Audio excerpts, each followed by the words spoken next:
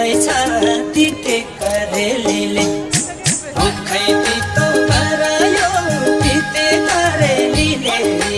मलाई रट्टै बनायो झिमझिम परेलीले पर्ने त थुप्रै छ मलाई पागल बनाउने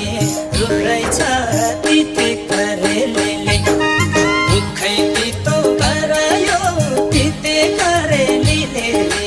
मलाई रट्टै बनायो